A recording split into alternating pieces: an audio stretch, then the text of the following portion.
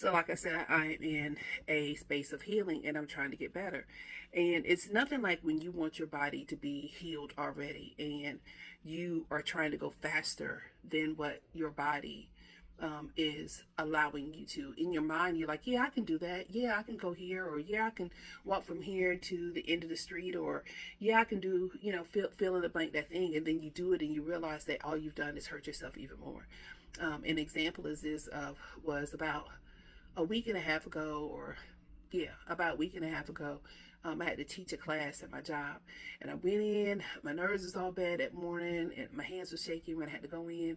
And right now, my doctor has me on medical remote, so I'm out until she releases me and clears me to say that I can fully go back into the office because of what's going on with my body. And God, this makes me so nervous.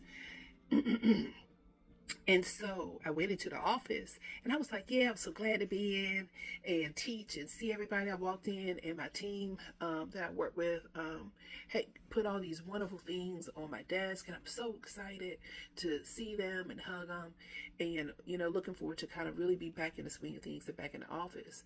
And I went and taught class and walked around, did some things. I think that was that Tuesday. By that Wednesday, when I tell you that I felt like I had been out doing some type of gymnastics event because my back was kicking my natural born behind. And all the pain that I had thought I had got past had came back and hit me like a ton of bricks. And and I'm not used to being in a permanent level of, I don't want to say permanent, but a long level of chronic pain like this.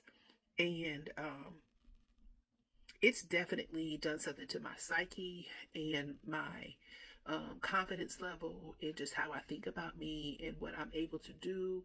And it's given me a dose of reality. And I'm like, is this how it's going to be from 50 plus on? And I don't want it to be this way. And so, one of the things that I'm having to learn how to do all over again is learning how to eat the right way.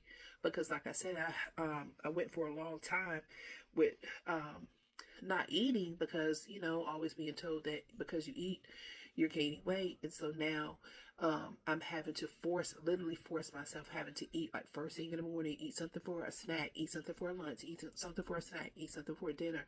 And I almost feel like sometimes by the end of the night, like I'm about to throw up. I mean, I'm so full to capacity that my throat is doing like gagging and I am just, and these are small meals. Like it's like what my son just made for me right here. He brought me these oranges and these apples that I'm gonna take my time to eat in in 2 sessions. Like I'll eat some now, and then I'll eat some in about 2 or 3 hours.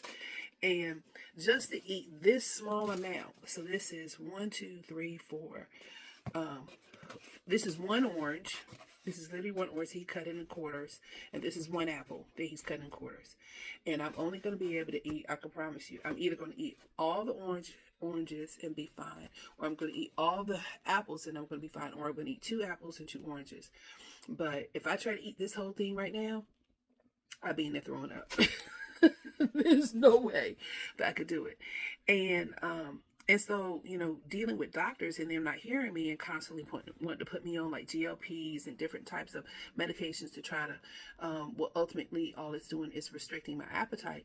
It's been a frustrating process because nobody's hearing me, nobody's listening to me. When I say I don't need anything that's going to restrict my appetite, I need something that's going to help burn my metabolism. And at least to get me started with burning my metabolism. Now, I can't take phentermine, or I don't like taking phentermine or phentermine, or however you say it, because it gives me dry mouth. It makes my legs, feel like I have cramps in my legs and my heart is racing really bad. So there's got to be something else that I can take, some kind of natural metabolism increase. I bought a walking pad that's in front of my bed, and it has a bar, so I can do at least 2 to 3 minutes a day so I can walk. And one of the frustrating things is like, I love being outside, and I love here in Wilmington, I love walking the riverfront. Me and my sister friend used to go walk the riverfront on a regular basis, and I absolutely loved it. I don't like going to gyms. I hate going to gyms with a passion. And But where I like to be is I like to be out and about. I like to be, like I said, walk in the riverfront or walk in the park or walk in the loop where the near the beach or something like that. And I can't even walk the way I used to, because I'm out of breath and I'm exhausted, and I feel like, my body's about to shut down. And so I'm just dealing with a lot, and I'm trying to figure this thing out. Yesterday, I was talking to my therapist, and the revelation that came to me while I was talking to her is I actually have my own business, and my business is a health and education company that teaches people about health literacy, health equity, and how to implement these things, these topics and programs into their organization. And one of the things I realized is that the irony of my business name. So my business name is called Roads to Wellness, my last name, RHODES, to Wellness. And I literally sat back and just realized that that is literally what I am on.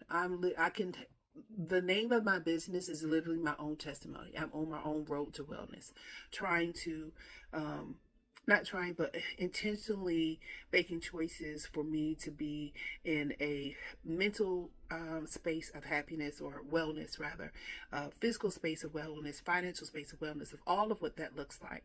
And this has really been a vulnerable space for me to actually have to talk about all this, and to really kind of journal and go into the space. I think doing this video blog or video journal like this for me is easy because I don't really have anybody that's sitting there passing judgment to me when I'm having this conversation, just in this moment, or stopping me. Whereas if I'm talking to somebody else, I know they're listening, I know they're not passing judgment, but sometimes I read people's facial expressions, and what their mouth is not saying, their body is saying. And because I'm always looking for acceptance, and I'm always constantly looking for validation, and I'm working on that, that it troubles me when I'm talking to people about what's going on, and I don't feel validated. And, well, have you considered this? Or maybe it's that, or I wish you would come on and come do this. And those that I do talk to, I know that they truly, truly do say what they're saying from a space of love, not from, judgment or anything like that. But sometimes you don't even want that. Sometimes, you just want somebody just to say, I get you. I understand. I get you. I get what you're going through. And maybe I'm not there anymore, but I get you. Or I'm going through the same thing. And One of my favorite songs, I heard this many years ago at my grandmother's funeral, was "May the Life I Live Speak for Me."